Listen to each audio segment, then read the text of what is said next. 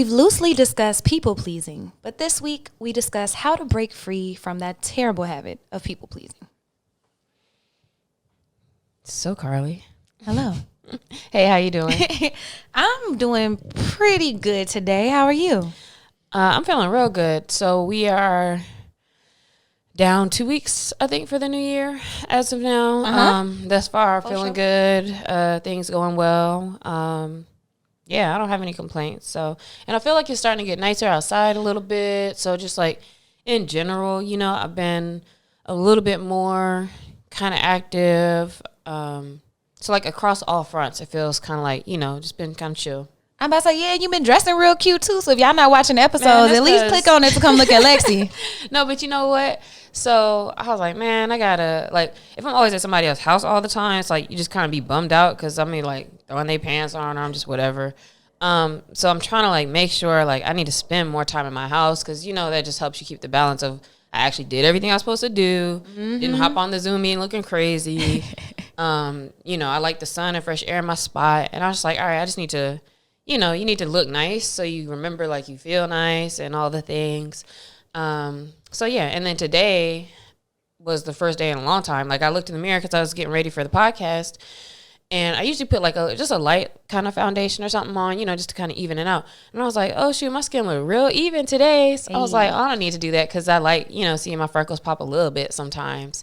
But yeah, I think just being outside a little more and, you know, just been feeling good lately. So gotta look the part. Yeah, and you were talking about last year. I remember we discussed a lot about, you know, embracing our feminine and dressing how we feel and like, you know, really taking care of ourselves on the outside too. So I like it. I'm with it. Yeah, basically, I hit D Lolo. I was like, yeah, I need you to come through and like we need to box up a lot of these clothes and stuff in my closet already because I feel like every time I kind of do a little shopping and make sure I get like here's a few new outfits for the season.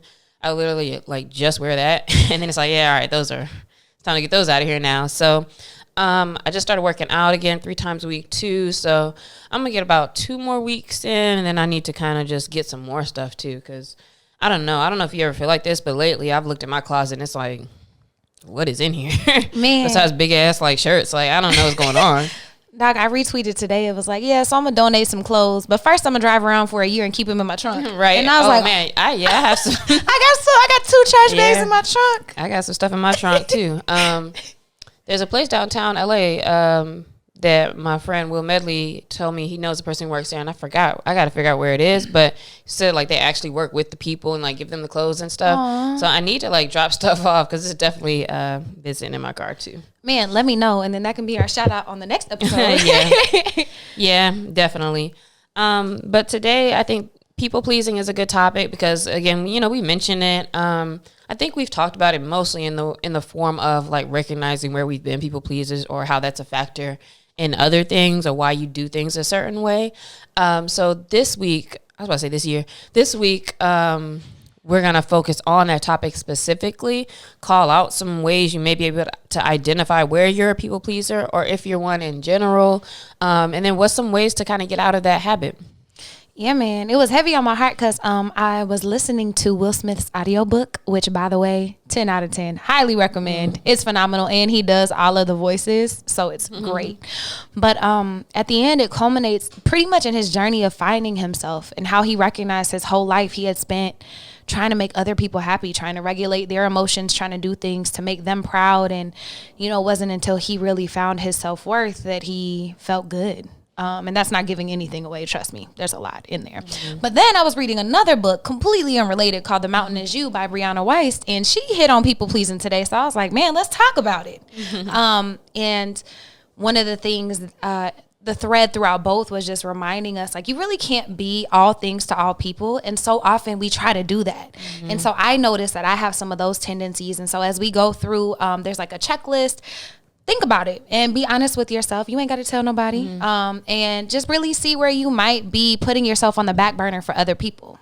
When it comes to people pleasing, I see wanting to be all things to all people as a way that, you know, that could be a mindset that kind of feeds into that. But there's also, I think, something else, because I don't think I identify with that as much as a need for control. I think sometimes people pleasing can be as a means to control your environment. I don't want it to be as much conflict, or it can control, like, I want this person to think this or to treat me a certain way, so I'm doing this. In a meeting, I'm saying yes because I want them to think I'm a hard worker or whatever. But like more so like you're trying to control an environment and control things. That's definitely, I think, kind of where I would come from it more. But just thought about that too, as far as like, you know, some of the mindsets that go into it's quite a few different things probably. Yeah, and I think control is a big one. And it's interesting, as I was thinking about this, I didn't even like really, you know, delve into that too much. So as we go through, make sure to add some input on that side. Yeah, I just think like it's easy for the first thing to think of sometimes to being like, oh, I don't believe in my worth as much, or, you know, certain things like that. Like people pleasing is because I'm going with the flow, or like I'm doing what you want me to do. But I think there's another thing where, like, if you look at it as a mechanism or coping mechanism or defense kind of thing, like it's from that angle as well. Ooh. So how would you even defend people pleasing then in general?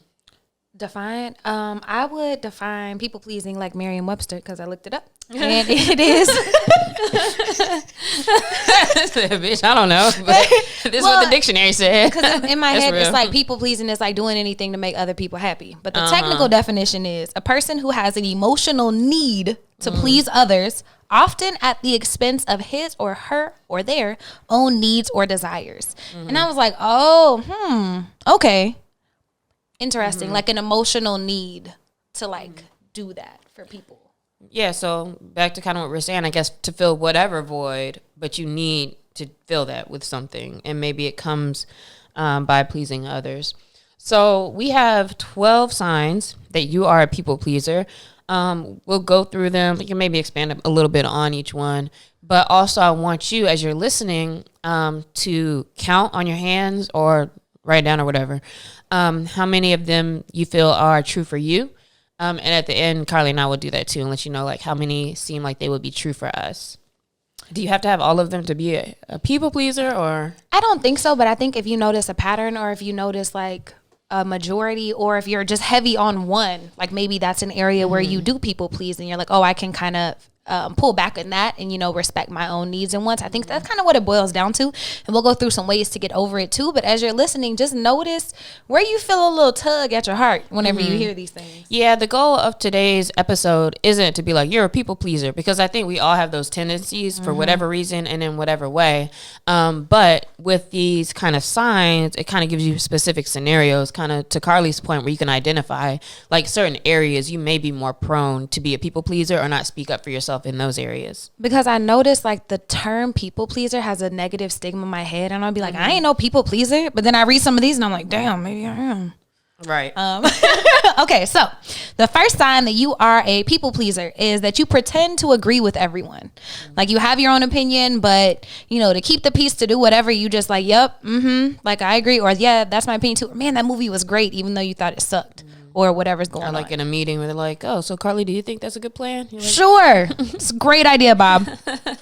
Number 2, you feel responsible for how other people feel. And by that, it's when we kind of like are over responsible and make it our job, where if you, oh man, he seems like he's kind of upset with me. Like maybe I should ask him, let's go to dinner, or let's go do something. Or you want to try to control and make them feel better in a situation as if that's your job. Ooh, yeah, I noticed that. Anytime you're trying to regulate anybody else's emotions, not your job. It's like not my circus, not my monkeys, not my job. Keep it moving. Another one is you apologize too often. Like you are over responsible, like Lexi said in the last one, but even to the point where you apologize for things, like even when you weren't in the wrong, or I've noticed like just a lot of my own verbiage, like, oh man, I'm so sorry that happened to you. And it's like, if you say sorry a lot of times throughout the day, that's probably something to start monitoring. Another one is feeling burdened by the things you have to do. So by that could be a sign that you have overcommitted. So, oh yeah, I could do that, Carlie. Yeah, I could do that to this person. Yeah, client, I could do that. And at the end of the day, you're like, damn, I have so much work. You feel mad, you feel upset, like, why do I have so much on my plate? And then you kind of stress through it, maybe even kind of look at that as like a moral badge or something. But if you're overburdened, or if you feel some kind of way about your workload, it may be that you're allowing yourself to take on too much. Man, and you've talked about this before, but even like doing stuff without people asking and then kind of like being stressed out about that too. So even further, it's like, or being mad they don't respond. Yeah, it's like they way. come home and like, I cleaned your whole apartment, I did all these things. It's like, bro, ain't nobody asked you to do that. And then you feel some type of way about it. I'm just talking to myself here. Right, yeah, that's a real one. I stop myself all the time now. Like, I used to do that, which I don't think there's anything bad. Sorry about this aside. I don't think there's nothing bad. Like, if you're, hanging out with somebody, they cooked, and then you kind of, you like start cleaning up, you want to keep things straight. But then after a while, when it's like, oh, this is just your go-to, is like, it's just messy. It's like, I'll find myself like, I kind of want, like, I'm not going to clean this because it's not my shit. Like, and then I'll say like, hey, you probably need to keep your house cleaner because I don't appreciate this. I feel offended personally. Whereas I used to be like, oh, let me just start sweeping and cleaning and doing stuff. And sometimes that's okay. But yeah, like that's not your responsibility. Okay, moving on. Another one is whenever you feel uncomfortable with people who are upset with you or if someone is angry with you, which is like normal to like be, it's, if things aren't okay, it's normal to be upset. But like whenever you notice you start compromising your values or just not saying things because you don't want them to get upset, so you're stifling your own needs and your own wants, or just whenever it like, I would say when it almost derails your whole day or messes up your mood, whenever, you have a disagreement with someone, because it's natural to not always get along or to have someone be upset with you. Like, it's life. So things happen. Yeah, I hate conflict, but I don't compromise because they're mad. I just be quiet as hell. Like, I just will stonewall or like not say a thing because I don't want it to turn into something, but I don't know, just let people have it. That's just when you're at the very end of the argument, like, you got it, bro. Okay. Next, you conform or act like people around you. Oh man, yeah, I've seen this often. There's something that really bothers me when I see people do it. Just because I'm such an individual, I don't like it feeling like everything I say or do, like somebody else is doing the same. But if you feel like you are around certain groups and you act different around them based off of how they look, how they talk, what they like, and you're changing according to who you're with, that's probably a big sign that you are people-pleasing, trying to fit in a certain group. Yeah, and then even like relating it back to your goals. So maybe you're not like acting all different and trying to be an artist whenever that's not really your thing. But maybe it's like, oh, I know I'm not drinking right now. Hey, you want to go to the bar? Yeah, I'll go to the bar. You want to drink? Sure, I'll take a drink. Even though you know damn well that is not what your goal is. So also thinking about it like that behavior-wise. Another one that's really important is that you need praise and affirmation from other people to feel good about yourself or to feel good about a project. Like, you don't think it's a hit until somebody's like, yeah, you got you one. Like, you really got to have your own validation before you need other people's. So just the words, you need praise to feel good. Yeah, that's for sure true for me, but I don't think it's because I don't, but I have to hear that from other people too. You can't say no is another one that's pretty straightforward. People ask you to do things like we said earlier, and you're just like, yeah, I could do it. Or people ask you if you agree with something, how you feel about something, and you're just like, sure, yes. Yeah. Even if you say yes because you don't want to say no, but then you like lie, like, oh man, my mom's cat died and I have to do whatever to get out of stuff. So if you notice you doing that, you're probably just saying yes to people please somebody or to like not have them upset with you. Another one is you would try to avoid conflict at all costs. So if that is, not stating your needs, if that is just agreeing to something you don't really agree with, whatever it is, but if you're unable to, have a constructive conversation with somebody where you disagree, that's a sign that you're people pleasing. Number 10, you don't admit when your feelings are hurt. And the fuck? Damn, don't worry about it. So that can show that kind of goes with the conflict, like avoiding conflict, not being able to tell people when your feelings are hurt. It also blocks intimacy, blocks your authenticness, blocks you like actually getting your feelings out, honoring yourself, all those things, which becomes a form of people pleasing when you're letting somebody, I don't know if I should say letting somebody hurt you, but you feel hurt and you have not expressed that to another person so that some kind of behavior can be different and or that a conversation can ensue. Yeah, and I think that's not even fair, like to the other person, if they don't ever know that they're hurting your feelings or upsetting you. Man, they see what time it is. But sometimes, but I think for myself, I think sometimes I can be good at like hiding emotions, like when I am upset or disappointed or whatever, and I used to not say anything. Or you feel ashamed about it. Man. Like for feeling some kind of way. She not talking about me though, but she is. Okay. Another one is you worry so much what other people are thinking. Like you become preoccupied with other people's thoughts towards you and feelings of you. And then number 12, you neglect you and your own needs for other people. So you had a project or you had something you had to do, but your friend calls you and was like, hey, we're about to go out here. You trying to go? And you're like, yeah, whatever. Yeah, I'll go. And we've all probably had those types of folks in our lives where it's like you kind of let them drive you and you're kind of become a passenger and, you know, you let your life kind of backseat to them. So that's definitely an obvious sign of people pleasing. So if you count through those 1 through 12, how many did you all have? Put those in the comments of the show on YouTube or on the site or send us a message, whatever. Carlie, how many would you say are pretty true from you? And like by that, it's like never, sometimes, pretty often. Like which of those are kind of like your ones? 6 are pretty often for sure.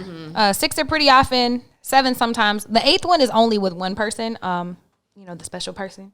But yeah, so I would say 6 solid 6. Yeah, mine was like a solid 6 as well. And I could tell it was in a certain space, right? Anything where it's like you can't say no or you're afraid of what other people like think, like, nah, not really. But a lot of these around conflict, and kind of like being more open about what you want, how you feel, those things would probably apply to me more so.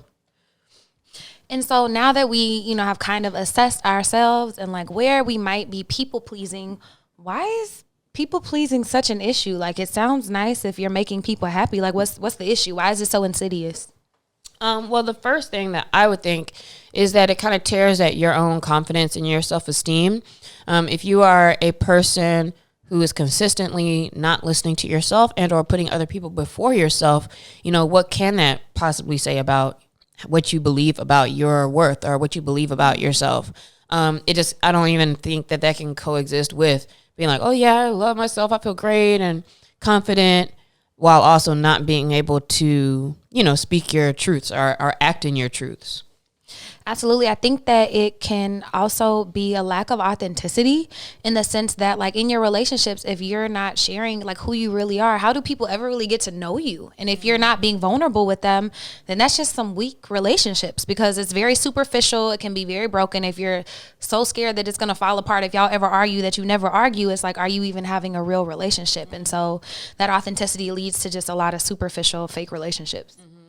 And it can lead to a lot of anger and frustration as well, mostly brought upon yourself because, dang, like I agreed to do all of these things. Or, man, why am I always cleaning up behind this person? They didn't ask me to. Or, I did everything I could to try to make her like me and she doesn't. Like, so you just end up getting angry and frustrated because you're trying to effort your way, like through manipulating other people or controlling situations, or for whatever other reason you might be people pleasing. But it can lead you to be upset because it's almost like you're doing too much and you're doing things that nobody asked you to do. And that leads to a depletion of willpower. So think about if you spend your entire day doing things for other people that they probably ain't ask you to do. At the end of the day, you're going to be angry and frustrated. You haven't done anything for yourself. You're not going to have any time to go work out and do all the things that you need to do for you, which leads to more stress and anxiety. And then at the end, if you continue life like that, it's just like you live your life for everybody else and what they want and need of you. And it's like you never really pay attention to your own self and you're not honoring yourself. And it's so interesting that, you know, we can get to 30s and even older, you know, thinking about like Will Smith and other folks, other authors. And it is a common theme. Like as you get older, it's like you still are recognizing these things or recognizing like, dang, I've lived a lot of my life around, you know, what other people kind of wanted. And it may not be super, super direct, but there's so many things that have affected us in our lives as we've grown up that have told us, you know, to be a certain way or to not let people look at you a certain way or whatever it might be. And so it's pretty, I think, common that, you know, we're still figuring out what our life is for us.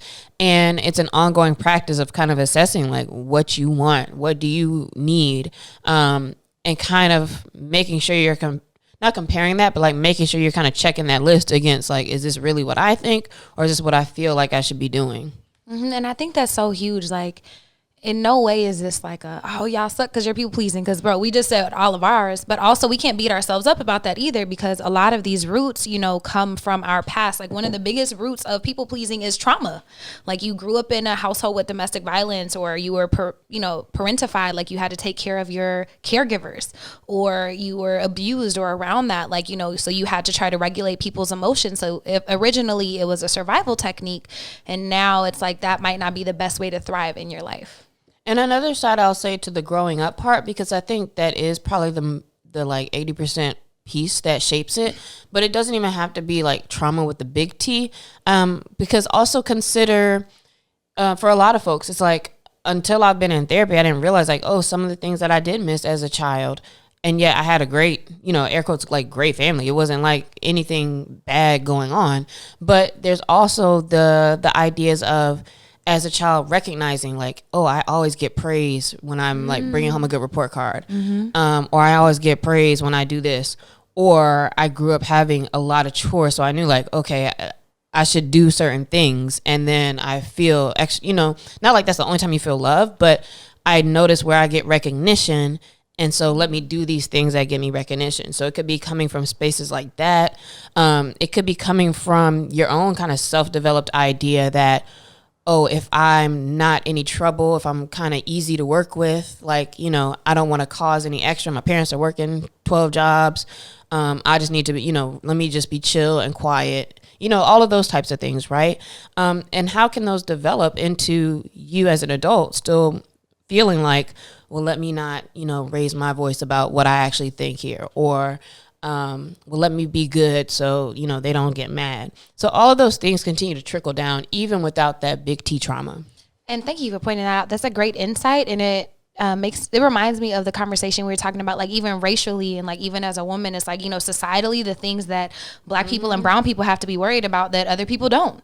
You know, it's like, oh, you have to be good. You know, you have to work twice as hard. You have to do all these things to show up. And so it's like, no wonder we all have the remnants of this in our lives. And no wonder we're kind of dealing with it every day. Yeah, because to that point, I was talking to a potential new client. He's a big Black guy.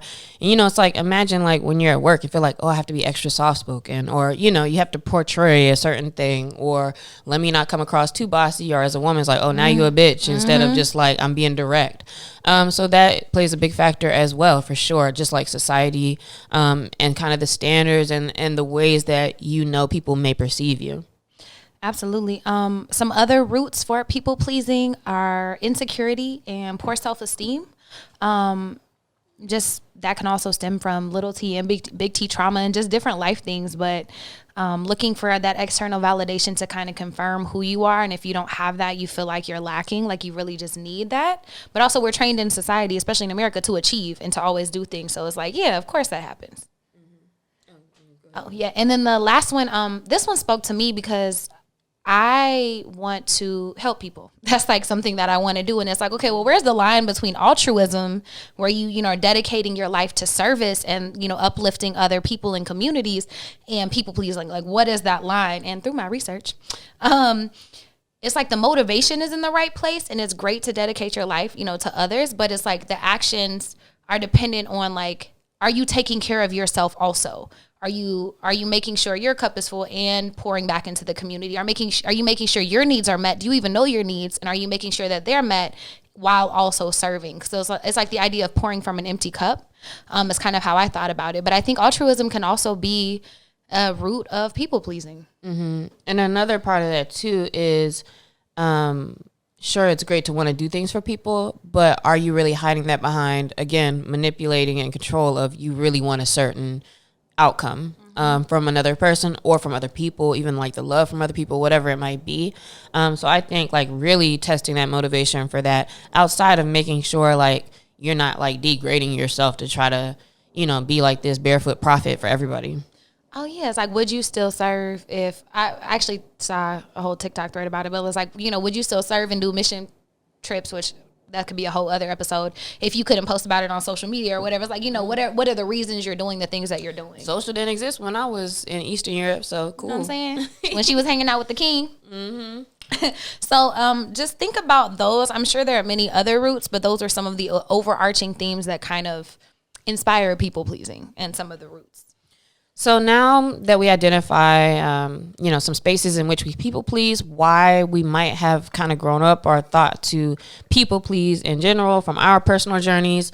Next is, how do you break free from this habit? And I'm calling it a habit because I think it is just kind of like a way of thinking that we've acted on in so many different ways that it kind of does, just become second nature. So, now that you've identified it, you really have to like stay in the mode of like checking yourself day to day. But how do we break free out of people pleasing? Dun, dun, dun, dun. Every single week we talk about everything starts with self. And so, same thing here. It starts with self-discovery, because if you've never sat down to figure out what it is that you want, what are your own thoughts of a topic? How do you feel about this song or this movie, or what are you interested in? If you don't really know what you like, or if you haven't really spent time with yourself, I think it becomes increasingly hard to live a life that, is in alignment with your goals and values if you haven't really ever sat with yourself. So starting with yourself, spending time doing things that you like, maybe, reading an article and picking a side and thinking about how you feel about something before you talk to somebody else about it, before you let anything else sway your decision. That's a good thing to actually do, like, especially, let's say, with work stuff or things that have to do with the groups or other people. Let's say you got the email about, here's this deck for the meeting later, and like literally kind of write down your real thoughts before that comes, so that now, all right, you don't get swayed in the conversation per se with other people. That's something good to try. Next, I think you can break free from people pleasing, which is where you're going, kind of like the more you know yourself, knowing your goals, and knowing your needs. I would put out there specifically. So like in the past, I've mentioned this, I've written down a note of like, what do I need in a relationship? Like, what do I actually really just want? So that you can know like where certain boundaries might be with your goals. It's like, okay, if I have a goal of, wanting X amount of clients or to make X amount of money or whatever, it's like, all right, now you have to reassess your actions, and why am I burying myself in like doing all the busy work for something else, or doing the wrong type of work if that's not going to actually lead to that goal. And it helps you to say no to the right things if you know what your goals really are, to be able to make harder decisions that might be more long term. And it just allows you to have the right people around you, and to do the right things that are going to be in line and aligned with those needs, goals, and like who you really are. Absolutely. And starting small, it's not easy to just change a habit you've been doing for 20, 30, 40, 50 years.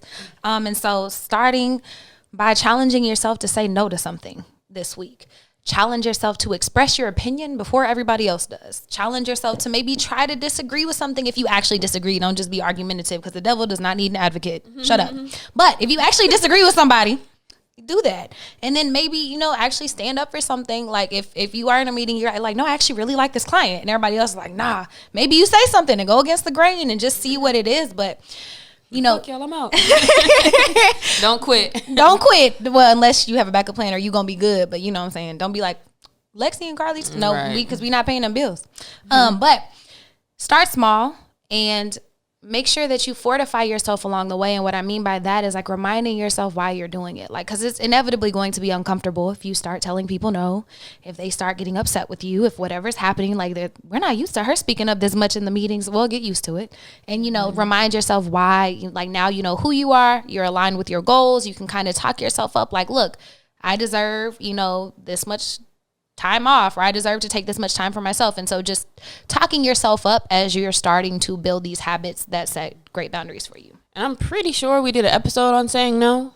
Because I was about to say like, oh, that could be something good. It's like, how do you say no? Or like, how do you express your opinion, or kind of, what's the, I don't want to say appropriate necessarily, but like not coming across rude, right? So the thing with me, with all of these things, like especially my opinion, saying no or whatever, sometimes that just like will then lead to conflict because of the way I might say it, or it becomes the way you say it may make it a space where now they feel like they have to be defensive or whatever. So there is still a finesse to like how you can still respect and acknowledge other people, and express what you believe or need.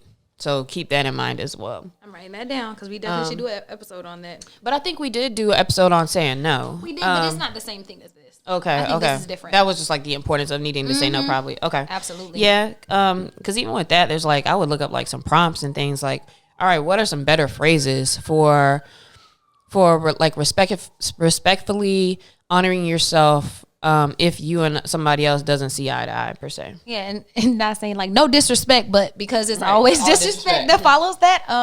But yeah, I think that's necessary. Actually, my best friend tweeted the other day, like, what's an appropriate way to call somebody dumb in an email? And I'm like, I don't think you should, but maybe there's a way to, voice your opinion in those things. Another way to set yourself free from the shackles of people pleasing is to set clear boundaries. To say, no work emails after 5. And shout out to Kiara, because she is very hard on that. She will not reply to you until the next day. Maybe like no phone calls after 11. Like if you're dedicating yourself to a nighttime routine, maybe you shut that hoe off at 10 and just spend time by yourself. Then I would also challenge you to set dates with yourself and do not move them in your schedule. If someone's like, hey, Friday at noon, can you? No. But I can do this day. But make sure you hold your dates just like you would somebody else who's important to you, like an important client or your partner or whoever. Mm-hmm. And by dates, I would go so far to allow that to even include, like, if you have a workout set or like whatever. If you look at your week and it's like, oh, I'm doing this or doing that. Not being like, well, I could skip that. Just like stick to what you have planned. And I think what's so interesting, right, is that a lot of times, and especially with women or for the men probably who are maybe more anxious attachment style, but one thing that I notice is that, we can often like put another person in front of you, and yet a lot of times like what was attractive to that person was, the person you were and acted like, and you had shit to do and you had friends to hang out with and you had a life and you were doing your work. And not that, oh, now you're just like up under that person all the time, or you've changed around things for that person. So keep that in mind. Like always kind of assess. I try to do that for time now, which is why I was like, well, let me get back on my getting ready for the day. Cause it's like, like be the person that they respected and that they admired in the first place. Because you have things to do and you have a life. Like that's very important. That's so important. And I think that's something we all forget, especially when you just fall into the bliss of a new relationship or to whatever. So that's me talking to me, making sure I'm getting back on my ish. I would also say to assess the situation. So if you're a giver, inevitably sometimes people are going to try to take advantage of you. And so, give if you want to give. Say yes if you actually do want to help somebody move or if you want to do whatever. But make sure you're assessing the situations. Like look at the give and take in relationships. If some people only show up to ever ask you to do things or to ever ask for help or to do things, like make sure you say no and set those boundaries for yourself. But also if you want to help, we're not saying don't do that, but make sure it's within the bounds of what you feel comfortable with. And also I'm throwing something extra in here alongside of like the saying no. If that is too hard, I would also recommend to compromise. So for example, somebody's like, oh, can you help me move on Saturday? I'm like, I can give you about an hour of my time. Like even if you kind of can establish like I have other things going on or, instead of just that straightforward no, maybe somebody says like, hey, can you do a thing? Say, you know what, I can, if you get it started, I can take a look at it. But I can only, check that out for like 20, 30 minutes type thing. So maybe there's still kind of ways where you can start to at least put some boundary there, even if you're not all the way saying no. I love that. And I'm going to build on that. Pause. Before you say yes, no, maybe, pause. Say, hey, let me check my schedule and I'll get back to you. That's real too. You Bam. don't have to answer people. Baby. Pause, because then you actually you don't feel the pressure of like, man, I gotta say yes. Ain't nobody else gonna help them move. Oh my God, fine, yes. No, you can just be like, hey, let me check my schedule. I'll get back to you. And then you check your schedule and then you can assess, actually, I do have 1 hour for you on Saturday from 9 to 10. Bam. Like whatever. But just, taking that pause. That's been a great thing for me. All right. So that is our discussion around people pleasing. I enjoyed that. I think I always like when we're talking about a topic and then we break down like what does it really look like, because that helps it kind of really mean something like within my life. Like I can identify certain places and now think about what those strategies are and like actual tactics to move through. So that's pretty cool for me. Hopefully did the same for you. Carlie was already feeling some kind of way, which is why she came up with this episode. So yeah, I hope you learned something from that. Yeah, and I love it, like I said, because I have such a stigma with some of these overarching phrases, but it's like, oh, when you actually sit down and look at it, like, yeah, I do identify with that. What can I do to kind of work on that? So hit us at Carlie's Couch on all the social media platforms outside of Facebook and let us know, are you a people pleaser? How'd you do on the quiz? Hit us with your number and then let us know what you're working on to kind of work through that. And then this week's shout out of the week. Shout out to Coach Cha Cha. She is a dancer and an entrepreneur and a coach and an actor. I think she's an actress too. She does a whole bunch of stuff, but she started this company called Catch Th3 Frequency, which is why I've had my phone here. And it's called Wear Your Feelings by Renee Cha Cha, pushing higher vibrations, fulfilling a purposeful life, promoting happiness, light, and love. And then we'll tag them, but she makes these wonderful like tie-dyed shirts and things. I actually have one, so I'm gonna grab it to show y'all real quick. She makes like all these different sets, and so the one I'm showing is her intentional line that she just dropped at the beginning of the year, but she does these all at home. So check her out and go support a local Black woman-owned business. And are you saying like she started making the clothing along with the brand, and like what's the original thing she does? So she's a dancer. That's her first thing, and then she's also a coach. So she coaches at P-Volve and also at Thrive Health Lab. So if you want to come take her classes and get your ass kicked, she's great. But then she started making this clothing line last year, sometime during the pandemic. And she does like sweatsuits where she actually sells the bottoms too, because I know sometimes people only do hoodies and shirts and all kinds of stuff. You can also get custom things. So if you want custom tie-dye socks or whatever you want, you can check her out on her website. Cool. All right. And this week's question of the week ties in directly to our episode. Where have you said yes where you can now say no? How long do we have? 8 seconds. Oh, man. Most recently, I said yes, I could hang out and spend time with someone when I knew I should have just spending time by myself. And I had a little salty attitude, so I probably should have just said no. Okay. For me, I would say no to kind of similar to going to places where I know there's the potential of feeling some kind of way, and it's like, you could just like chill at the crib, like it's not that deep.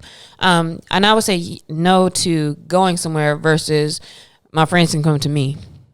So people or whoever, just coming my way because my breaks are not good right now. Outside of that, also it's just because I like being in my own space. All right. So where have you said yes where you can now say no? And that concludes our episode. Bye, y'all. See you guys next week.